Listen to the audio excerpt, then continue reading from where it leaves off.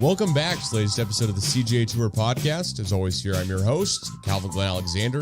And before I get to the actual intro and bring on our guest here, Steven, with Topper Talk Podcast, to talk about our new head coach, Oklahoma State's own, or now own, I guess, Steve Lutz here, coming over Western Kentucky. I do want to just give a couple quick things here in the show notes. Please, if you're not already, follow at the CGA Tour on Twitter, Instagram, Facebook, X, that's how it's called, TikTok, etc. And then also do want to say here, if anyone's curious, I would love for Oklahoma State to go out and Steve Lutz's coaching staff to add on Phil Forte, elite three-point shooter, former Oklahoma State Cowboy, of course, who's only been able to increase the three-point percentage at every school he's previously been at, including North Texas and St. Louis. So with that being said here, go ahead and start up the podcast here with Steven. Thank you so much, and follow out the CGA Tour everywhere you can. The CGA Tour, a podcast unlike any other. Now your host, Calvin Alexander. Welcome back to the latest episode of the CGA Tour podcast. As always, here I'm your host, Calvin Glen Alexander. And on tonight's podcast, well, I am now going to be affiliated here, at least in the upcoming weeks, with the kind of a whole podcast group and more info to be told, I guess, here in the future as well, too. For the time being, kind of partnership here with Topper Talk Podcast and Steven. Want to bring him on and talk about Oklahoma State's new head basketball coach, and Steve Lutz, who, came from WKU, of course, and kind of go in the history, see what we can look forward to, and learn more about our new head coach. So, Steven, how's it going? Man, it's good, man. Appreciate you having me on. I'm glad to be here and talk about Coach Lutz. Yeah, no. Thanks so much for joining here. Yeah, I want to... basically want to kick it off here of, a little more than a year ago right now. You guys have just hired Lutz. He was there for 1 year. Granted, he wins the conference, but was also 8-8 in the regular season in the conference too. So just kind of want to ask you, kind of broad overview, what you think of him as a coach, and what were you feeling kind of a year ago right now when he came from Texas Corpus Christi? Well, a year ago, there was a lot of uncertainty. The Coach Stansbury resigning after 7 years was kind of caught everybody off guard, even though we'd had a rough couple seasons that didn't live up to our expectations. We still hadn't made the NCAA tournament in a while. When he resigned, there was just a lot of names being batted around. There was a couple of retreads that they talked about coming back to Western to be coach. But then Steve Lutz came up, and the more I kind of looked into him and his resume and where he had been, people he had coached under, and then his immediate success there at Texas A&M Corpus Christi, he just seemed like a guy that could rebuild a roster and a program and turn it around quickly. And, he's proven that through the portal there at Corpus Christi in 2 years. And then, ultimately came here and did the exact same thing. So, there were some question marks about how he would transition up to, a little bit tougher level of basketball. But he came in and he was a solid coach, and just everything we thought about him and we got to know about him there in the initial stages of who he was and who he thought he could be, all turned out to be true. He turned out to be a godsend and a good coach for us here at Western. Yeah, I got to say, from our perspective, we kind of hope he's probably not necessarily Brad Underwood, because it seems like you guys liked him a lot, but Brad Underwood, famously for Oklahoma State fans, came to Oklahoma State and then left within a year, basically after a year was up, and he left the day after, basically lost our March Madness game, which we hadn't been to one for the year before, I believe, and there's a whole marketing campaign behind it and everything like that, and then Underwood just leaves for Illinois like the next morning, almost, it seems, and then we're probably hoping there's some parallels here with Lutz, just because Underwood's had so much success in Illinois. We really hope for Lutz to have that same kind of success. Looking over his record here as a head coach, he has 3 different tournament championships, all back to back, and he's taken 3 straight teams to the NCAA tournament, which I don't think anything is at all to balk at there, just because of how well he's done. When you guys knew you were automatically going to the tournament this year, did you kind of go, okay, hey, you know what, like this team is set up where we could knock them off, or did you go, maybe we didn't have it this year just because it's kind of, not your opponent really is just kind of overmatched? This year was a really kind of a mixed bag of basketball, and you see that in the conference record. We were 8-8. We were the only team in Conference USA that had a winning road record. So just winning on the road in this conference turned out to be tough. There were some teams that were better than expected. There were some teams that just couldn't win on the road, quite frankly. We went on that run in Huntsville and won those 3 games to win that tournament championship and went to the NCAA and got matched up with Marquette. We knew they were a tough opponent. Their leading point guard, Tyler Kolek, was coming off injury. We knew that was going to be a big question mark to how solid they would be, if they would be as consistent as always. Would he be rusty or not? But we knew it was going to be a tough matchup regardless. But, at the same time, we felt like if we played our best basketball, we could have a chance to knock them off. And ultimately, we went into halftime with a 7-point lead, I believe it was. We just played really good lockdown defense. When we started taking care of the ball, the last, 8 to 10 minutes of the first half, we really went on a big run and swung the lead back into our favor, eventually taking a 10-point plus lead there for a while. Then we got to the second half, shot selection kind of took a downturn. A lot of credit to Marquette. They played good defense, turned the ball over a lot more, and ultimately they pulled away and won that game convincingly. They were a good team. We were overmatched, I'm sure, but it felt like with the pieces we had, we had a good enough team that we could have made some noise if we had played better. And even, at that time, not knowing that we would have a coaching change, you're looking at like, man, if we can return this core of players, next year could be really special. But overall, it was a fun experience. Great to be back, and have some relevance and just be talking about playing there in March Madness. It had been 11 years for the Western fan base. Yeah, no kidding. Well, I do, you bring up kind of the guys on the team, right, are this good where they could match up against Marquette, maybe played a little bit better, could have won, but at least give them a little bit better showing. I want to ask you kind of about the portal and the guys on this team, though. First, were there guys on the team who were in the portal last year that ended up staying once Lutz was hired? Well, there was no one last year that entered the portal and came back. Okay. We only had 4 guys return, and none of those 4 guys hit the portal last year. And that really, I think, if I'm trying to recall dates, I was looking them up to try to remind myself. I think Stansbury resigned on the 11th of March last year. We hired Steve Lutz 7 days later on the 18th of March. And we were still seeing players hit the portal, into the end of March. Ultimately had 9 players that ended up leaving, but none of the guys that came back ever entered the portal and then changed their mind. They just were, set on staying with the team and, ultimately stayed and contributed this year. Yeah. Of the guys who came in, I mean, you're bringing in basically, it seems like almost a whole new roster, but not necessarily. You did have 4 that stayed.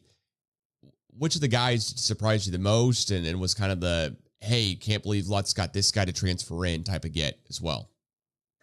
Well, the main 2 for me are definitely Don McHenry and Rodney Howard. I mean, those 2 guys, Don McHenry coming from the JUCO ranks, he played at Indian Hills Community College the year before.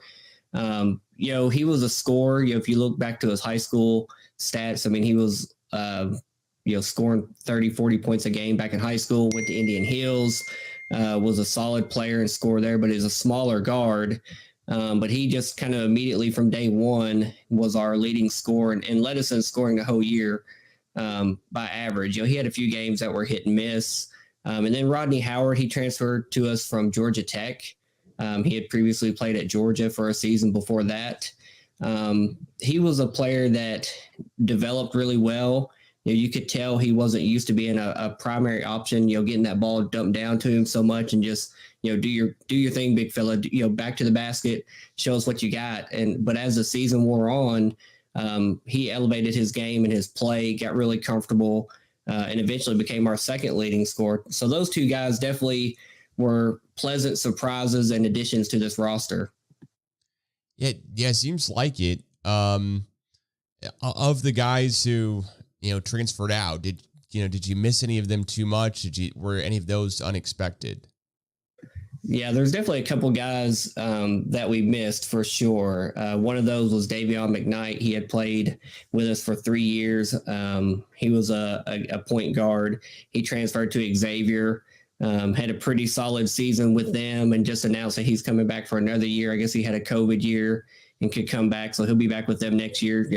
Still keeping up with him. He's just one of those solid all-around players. He's going to give you points, rebounds, assists every single game. He's a really good floor leader. And then we had another one, Jamarion Sharp. He had been with us for 2 years. He was a 7'5" center. He had led the nation in blocks for 2 consecutive years. He was the tallest player in college basketball. He transferred and went to Ole Miss. They offered him a lot of money, quite frankly. Both of those guys were offered more money than, we could pony up and match. So, not mad at them all, but, kept up with their seasons this last year. They both had decent seasons. But, we would have loved to have them back. They would have been definitely contributors on this team. That's what's weird here is, I guess, Jamarion Sharp and then a former Oklahoma State Cowboy both transferred to Ole Miss, together last offseason, and Musa Cisse. We were both huge elite centers. Now, granted, Cisse's not as tall as Sharp here, being 7'5", but almost. He's 7 feet at least, so that's a crazy coincidence. Of the guys that Lutz had, he really kind of had last year a little bit, but he's starting basically from scratch there after starting after the tournament's over. Is the recruit that he had on the roster coming in last year where you were like, oh my gosh, how did he get this guy? How good of a recruiter do you think he is more of a direct question. When he got hired, it took him a while to assemble his staff fully. And, that first month, it felt like the recruiting started off really slow. And then the very first recruit he got committed to us was Brandon Newman from Purdue, who he had previously coached as an assistant. And that kind of opened the floodgates. Then we started seeing a lot of guys start to pour in. Brandon was probably the first one was probably the biggest surprise, seeing a Purdue player coming over to play for us. Granted, we have some former transfer stars on our roster already. Christian Lander was a 5-star recruit coming out of high school. Dante Allen was a 4-star recruit coming out of high school, former Mr. Basketball in Kentucky. So, but seeing Brandon Newman come over, 6'6" shooting guard, good size, kind of probably not used a whole lot at Purdue, but he came in and was just kind of a do everything player for us, was our second leading scorer for a lot of the season. Played really good defense, and just overall he was a great player, and one that was probably the most surprising of the commitments that we got from the Steve Lutz era. But it was also the first one, coincidentally. Gotcha. All right. Well, I also want to ask you about basically Coach Lutz's style. Our former coach Mike Boynton, love him, great person overall. But the one thing that I think comes down to is that his style of play was just kind of questioned. It seemed like there was not too much organization and stuff like that. With Lutz, what are we expecting out of kind of his offense and defensive style of play? Well, his offense is going to be a fast attacking offense. If you've looked into him at all, you've seen that we have the fastest pace of play in college basketball by the adjusted pace of play this last year. So, if we're getting a rebound, we're getting the ball up the court quick and trying to score quick. And that's something that it seemed like when the offense was flowing that way, when we weren't necessarily getting into half court sets, it seemed like we had more success when we were turning defense and turnovers into fast break opportunities going the other way. The offense was really clicking. We'd find players slashing or kick out to shooters for open baskets. Defensively, it was refreshing to have Coach Lutz. His very first game, there was just a more intense focus on man-to-man defense, switching, on ball screens up top. The big guys are coming out and doubling, making that person have to swing out wide before they couldn't just have a direct beeline to the basket.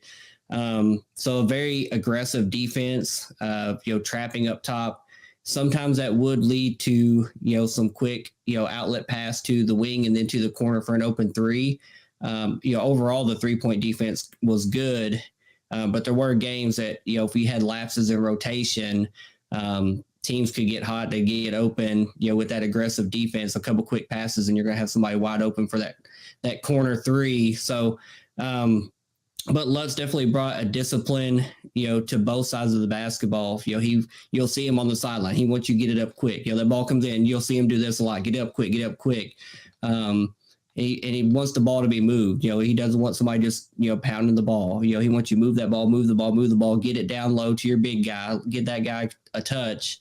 And then defensively, you have to communicate. He wants loud people out there. He wants people that are talking, calling out switches, just calling out any movements, anything going on in the court.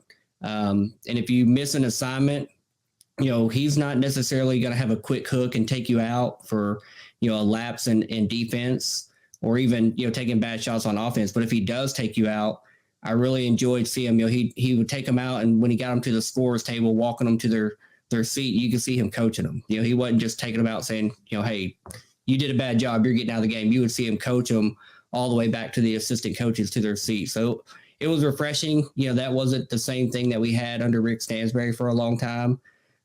He played a shorter bench, whereas Steve Lutz was playing 8-9 guys. It was nice to have a deep bench. But his style on both ends of the court was exciting, and it was disciplined, and it was a breath of fresh air to have back here at Western. Gotcha. Well, he sounds like a really a winner overall. Haven't heard anyone say anything bad about him. He has some other coaches. I know basically the Creighton head coach there, McDermott, he had positive words to say. Also, Oklahoma State basketball's tweeting out photos and putting on press of Los Angeles Clippers. I think general manager or assistant general manager putting out positive quotes about him as well. What should we, think about this hire? Should it be a great hire? And on the backside, I kind of don't want to ask, but need to. Is there anything that should give us pause here as well?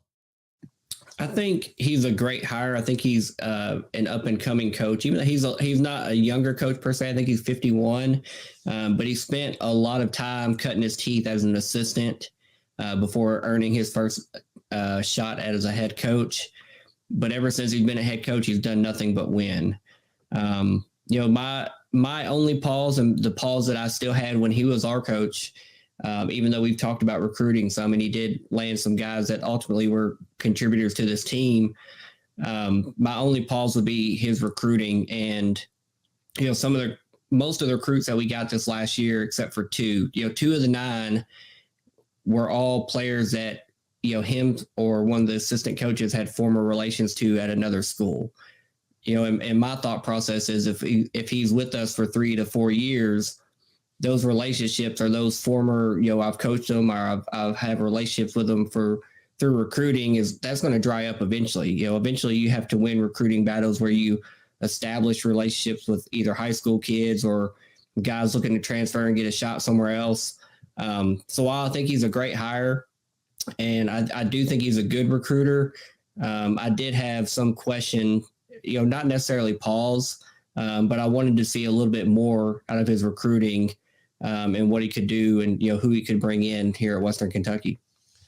Yeah, I totally got you there. I think that's going to be the biggest difference overall for Oklahoma State fans between our previous head coach and Boyden and then Lutz. Is basically Boyden was known for his recruiting, and now that he was an assistant coach and was under Underwood and was with him at 2 separate stops. But then at the end of the day, it was basically, hey, you've got Cade Cunningham, who's you've recruited. And once Cade comes, like, all right, like we're not saying no to you. Because if you think you can get Cade to come, then you're putting all your eggs in that basket, then yeah, we'll sign up for a number 1 overall draft pick in the future.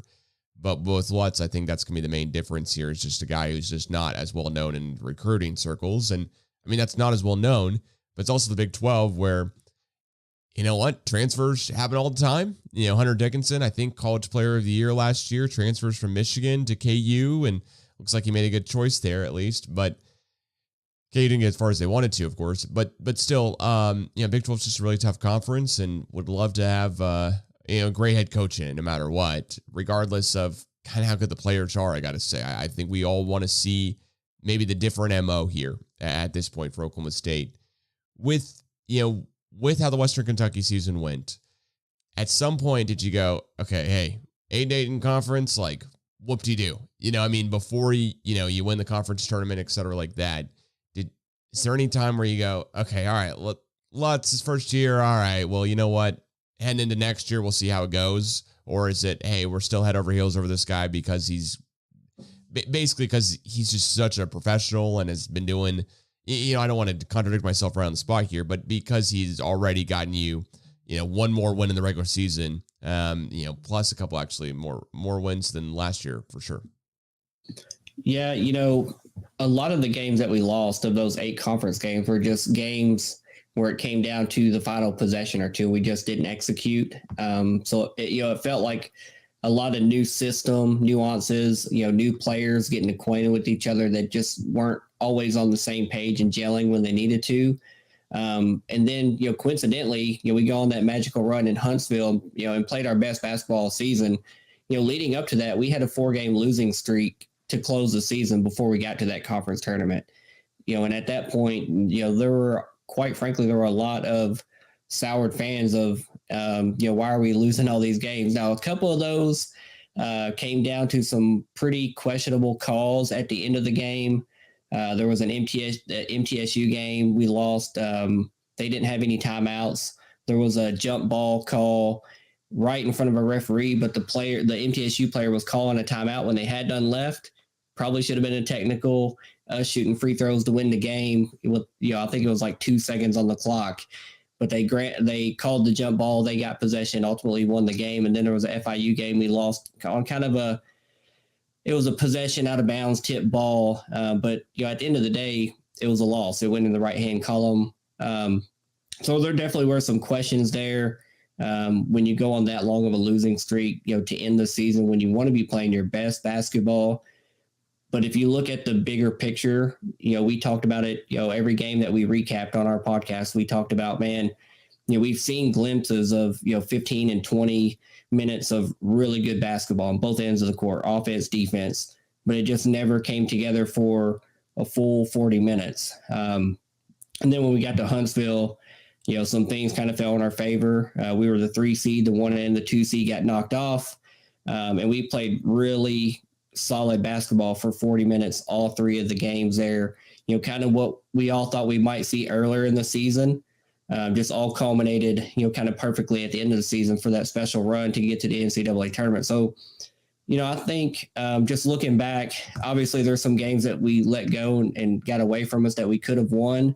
But I think most fans, would look back as this past season as a positive compared to, where we've been a few seasons before. All right. Well, that's, I think that's all good news. I don't think I can be mad at all as an Oklahoma State fan then, and got to have the, I would say rose, but we're of course fans of orange and hate the color red. So I'm going to say orange colored glasses here, orange tinted a little bit. The only other thing that would give me pause here is that how quickly the successor was named in Hank. If he's that good of an assistant head coach where you guys name him as the head coach a day after, we name Lutz. And I know on Friday there was kind of a lot of news and everything going on. And it was okay. It's basically all rumored, but how good of a head coach do you think Hank will be? And does he kind of, should we have also tried to get Hank as best as possible as well too? How valuable is he to the program? Well, I think the coaching search started the day that we lost to Marquette in the NCAA tournament, the first round. I've seen it reported that, Steve let our AD know that very next day that Oklahoma State had reached out to him and wanted to fly him to Stillwater and interview him for a head coaching position. So I think that search started pretty immediately after our season was finalized. There was just a lot of smoke there, but the AD has been pretty open that, Coach Lutz was very transparent in that process and what was going on. Obviously it felt like it drug out a little bit over the weekend, got to April 1st and, finally became official that afternoon. But Coach Plana there as our assistant coach, he's just a seasoned coach. He'd been in the JUCO ranks for the last 8 years before he joined us here at Western Kentucky. He was at Indian Hills Community College. His teams had an 86% winning percentage. So just won a whole lot of basketball games, coached a lot of players. I think it was 58 players in 8 years that went on to 4-year Division I schools. And I think 20 that are currently playing professional ball somewhere. So he's a good identifier and recruiter of talent. He wins a lot of ball games. And honestly, I think in today's day and age of managing rosters and teams in the transfer portal and the NIL and collective world, where roster turnover is inevitable every year. It's going to happen every couple of years. Guys are coming and going. It's the name of the game these days. I think having somebody that's been there, done that, and did it really well for 8 years, could be a positive thing. I think he could be someone that adapts well, can identify talent, can develop talent, and recruit talent. If you can do those things at our level, you can separate yourself from your conference peers. So I'm really excited about Hank. I'm obviously glad, and I'm biased that, he wasn't, poached to be, an assistant maybe with Lutz, to get the opportunity to go to Oklahoma State and obviously make more money, or even somewhere else as a head coach. I think he's going to be a solid addition, although it does seem quick, to have a Monday announcement that Coach Lutz is gone, and then have a Tuesday, 24 hours later, I think it was 21 hours later, it starts leaking out that Plana's the guy. I think his resume, his experience, kind of led him to that opportunity. And, from everything I've heard, the players have rallied behind him. They were all at the presser this morning. They're in support of him. So we're really excited that we get to hold on to him, and, excited to see what he brings to the Hill. Gotcha. Well, now I also want to ask you about something that I think we're probably both familiar with here in the NIL space, at least funding wise. Oklahoma State has been called out by previous head coach Boynton of not having enough NIL. Hey, we could have kept other guys on the roster. And hey, we've got guys on our roster right now who are getting contact about NIL during the season. And, Boynton said that publicly during the season for OSU. And then all of a sudden he won 2 games in a row in the Big 12 right after that, but then lost 6 straight into the season. So it really was not helping out too much. How do you, as a big fan of, I wish I could say it was a Power 5 team, but a non-Power 5 team feel in the Group of 5 with the whole NIL collective and recruiting and how that goes? I think, it obviously is another hurdle. It's something that isn't going away. It's changing a lot. It's changing how you recruit players. It's changing how you retain players. I think Western Kentucky has positioned itself pretty well in that space. We've got a couple people that launched our collective, kind of got out in front of it a couple years ago and have done a good job keeping us competitive. Honestly, there's a gap, between the P4, P5 and, the G5 guys, us and Conference USA. There's, you hear players getting paid, $400,000, $500,000 to go somewhere and play basketball. And we just don't have that kind of money to throw at, even our top players. So there's definitely a divide there, and it makes it tough. Sometimes if you have a player that has an excellent season, a conference player of the year type season, you're afraid they're going to get poached. The days of having, a loyal player that's with you, signs in high school and stays for 4 years and, breaks school records, it feels like those days might be over, just due to the variable of NIL and collectives. But, we've positioned ourselves as best as we can, even with limited resources. Coach Lutz and the university have, when he was here, they really tried to get behind that and try to rally more support for our collective and just, how much it means to our student athletes and to our programs, just, across the university that, we have to step up in this manner if we want to have competitive teams and win championships and continue to be relevant, in athletics across the board. Gotcha. Yeah. I think we unfortunately share the same thing where we know where we're spending our NIL money. We know it's on football at this point. We know that that's what rules all comparatively. And that's kind of because basketball hasn't been that great lately. But the big discrepancy here is that, we just don't have the same amount of money as KU is going to spend on their, their basketball, or Houston, or, lo and behold, here next year, Arizona, and several others. So we're going to be basically just, kind of relying on Lutz to just go out and recruit really, really well and then keep those guys around for a little bit just so we can get back to the tournament and make some headway there. Because I think Cade Cunningham and several others are like, man, if I had waited a couple of years, if I was just born a couple of years later, really is the only thing they could have done. How much more they could have done. But then again, apparently Cade turned down G League Ignite, which would have been, I get some amount of money. I'll leave it at that without speculating too much. Well, to kind of go and wrap things up here, do you have any questions for me at all as an Oklahoma State fan with, Lutz on board here and the whole new Big 12 deal we got going on with every team, it seems like, from the Pac-12 joining as well, too? No, I mean, really the only Oklahoma State experience that I have, and maybe you remember, maybe you don't. I think it was 2018-ish. Western Kentucky came to there in Stillwater for the NIT tournament and end up upsetting you guys. I remember Tavion Hollingsworth with the WKU jersey pop when he got fouled with an and one there. I remember coming into that game, all we heard is, this is one of the loudest arenas, loudest environments to play in college basketball. And I remember watching the game on TV. I was like, man, this is an amazing atmosphere. We had a good team that year. Y'all thought they could have had an at-large bid, but ultimately they didn't and made some noise in the NIT. But I just wanted to ask, I guess, do you remember that game, or what do you remember about, that season or that game and how it played out? Yeah, I remember that season pretty darn well. That was my senior year in college, or I guess my sixth/last year at OSU. And yeah, what I remember about it is, one, it was on spring break. So I actually wasn't in town. I was out interviewing out of state. And so I was watching the game on TV just like yourself, and I could not believe we were scoring that many points. I just remember, hey, this whole year, like, oh my gosh, I can't believe we're going out there and scoring this much here at the end of the day.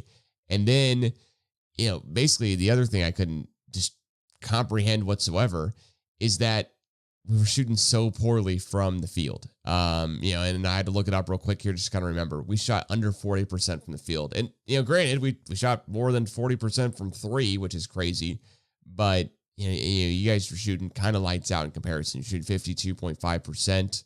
And this is a team where, Oklahoma State that year, we were just kind of humming along, thought we'd be able to, kind of be there and kind of like you guys, probably getting that large bit at the end and be really close, and thought it was one of those years that, hey, you know what, like we deserve a chance here.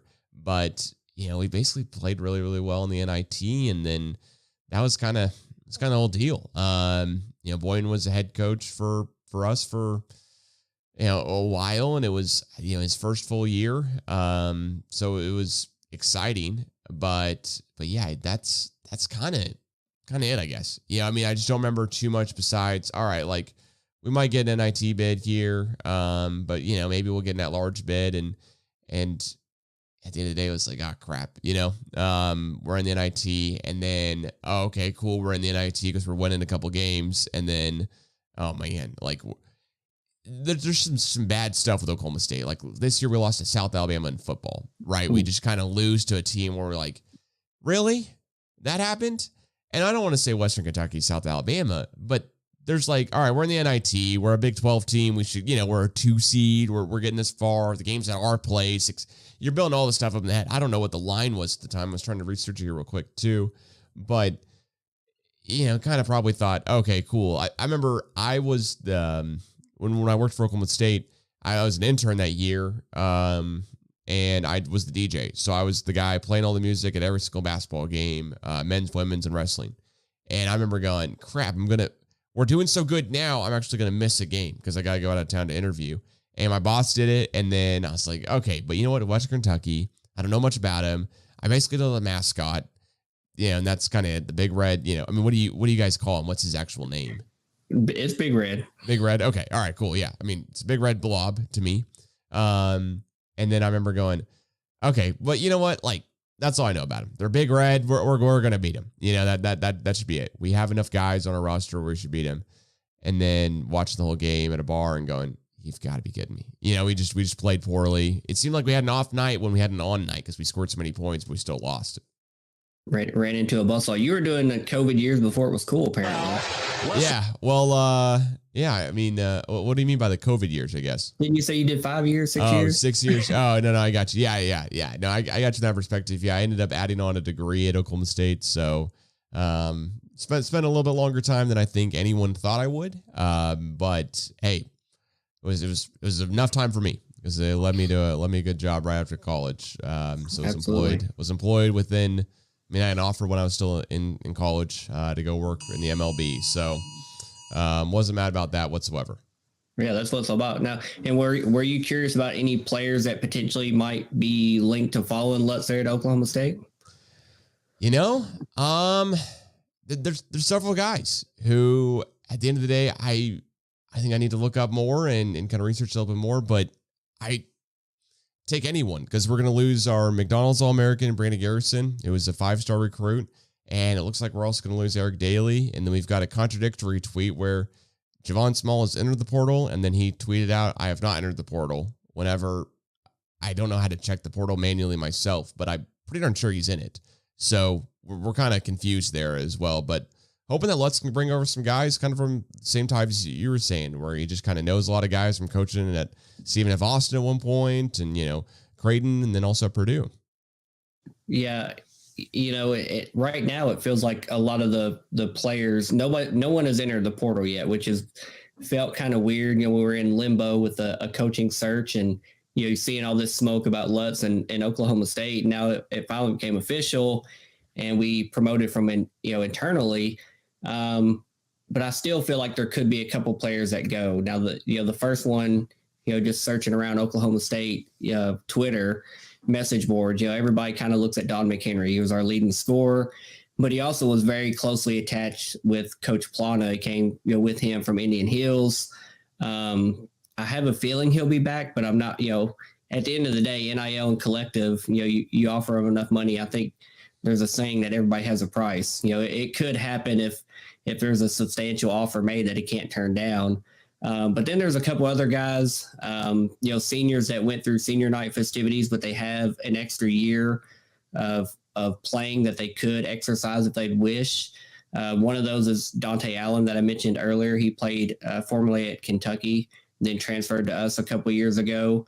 Not sure what his plans are. And then another one is Brandon Newman that I talked about earlier, coming over from Purdue. He has another year of eligibility.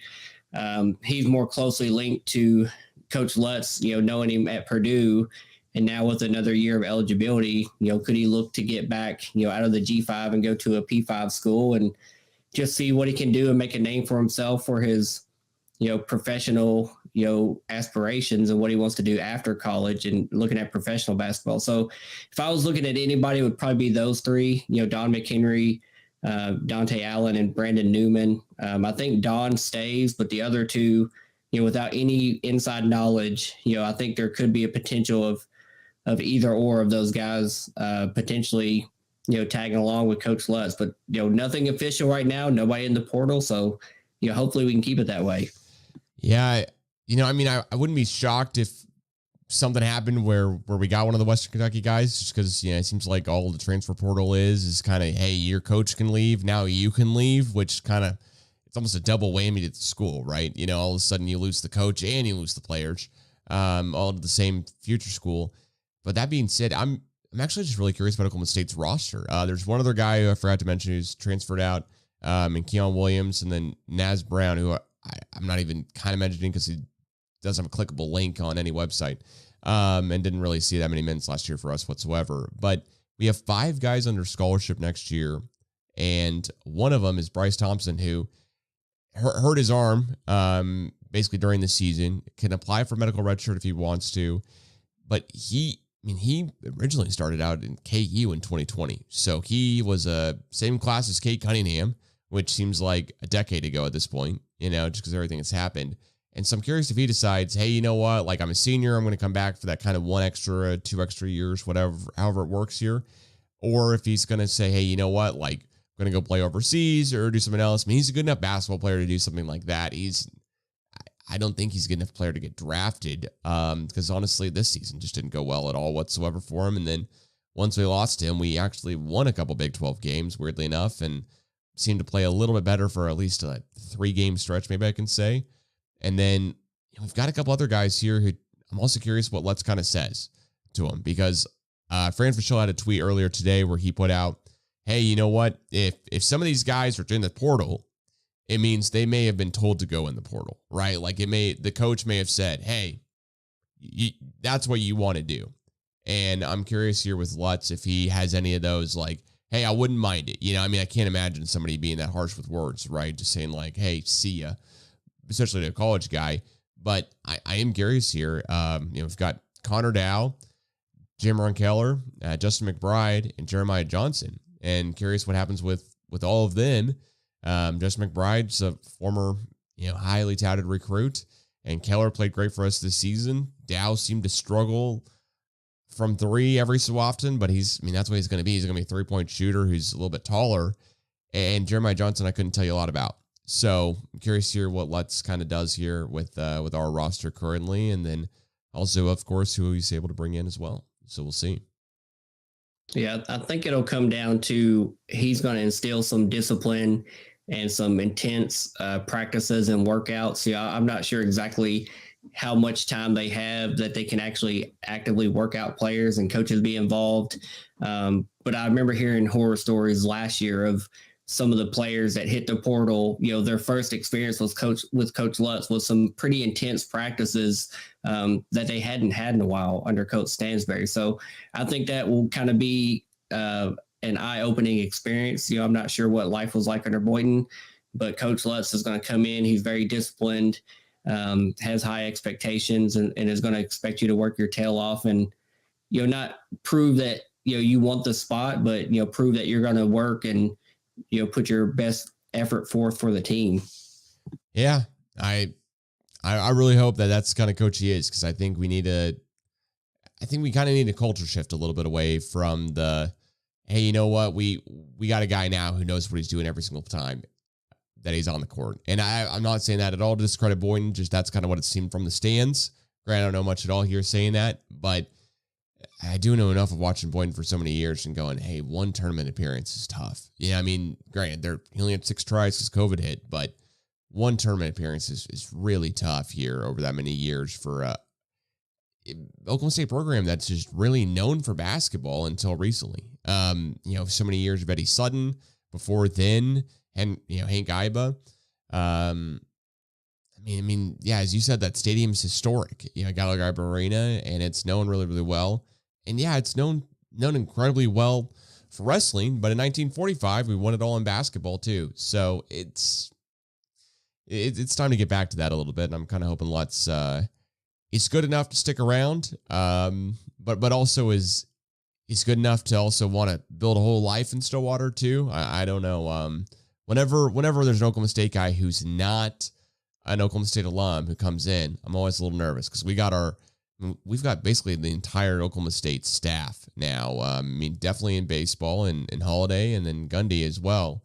The other two men's coaches of the biggest teams, they're Oklahoma State alums. So curious here with Lutz if he does incredibly well after a year or two. Does he also see us as kind of, hey, you know what, Big Ten and SEC at that point, just because those are the teams those are the conferences that seem like are getting a lot of the money here going forward. Yeah, with his Texas ties, it's nice to be back in that region at least. Obviously I don't know his motivations and where he wants to go long term, but I don't think anybody here locally in Bowling Green blames him for making that jump, going from here to there. But obviously we're going to be cheering him on from afar. We hope he does well, unless we cross paths by some circumstance. If we happen to play each other, then I'm going to cheer against him, but I want to see him succeed and do well there at Oklahoma State.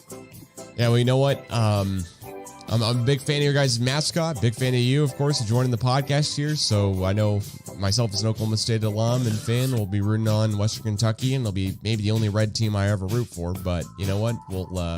We'll enjoy rooting for you guys and kind of wish you the best here as well. And thanks so much for the well wishes. So Steven, thanks for joining. Yes, sir. Appreciate you having me on. Yeah, well, I guess do want to give you a chance to shout out. I got to say, if you have not checked out the YouTube, I said it right when we started talking here, but before we started recording, got to check out Topper Talk podcast on YouTube, because you got to at least see the first 3 minutes of it. Even if you're an Oklahoma State fan who doesn't care at all about the Big Red, you got to see the ad about the mattress store. Yeah. I mean, it's one of the best. One of the best I've seen, one of the most well done, and catches your eye. I don't want to give any more because it's just going to astound you and hype it up that much. But, Steven, where else can we kind of learn more about Western Kentucky? Yeah, so Topper Talk Podcast is pretty much on every form of social media. We're on Facebook. We're on Threads. We're on Instagram. We're on TikTok. Pretty much everywhere. Just search Topper Talk, you'll find us. Our YouTube channel, Topper Talk Podcast. The Trent betting ad that you're referring to, it is probably one of the catchiest and best ads, visually that I've ever seen. And even if you're just listening to the audio version, man, it's catchy. It's got nice bass in your headphones while you're listening to it, man. Really good marketing by Trent Betting. It'll definitely make you consider going and buying a mattress or whatever furniture needs you have from them. But we'd be glad to have anyone that wants to come check out the Topper Talk Podcast. We did have Steve Lutz on an episode earlier before the basketball season started. I think it was late September, early October. We interviewed him after the schedule came out. We wanted to talk about that, the team, before the season got kicked off. So, I know there's other interviews that you can check out with Steve Lutz, but if you want to come check out from the Topper Talk perspective, feel free to slide over and just scroll back a few months and you'll find that Steve Lutz interview.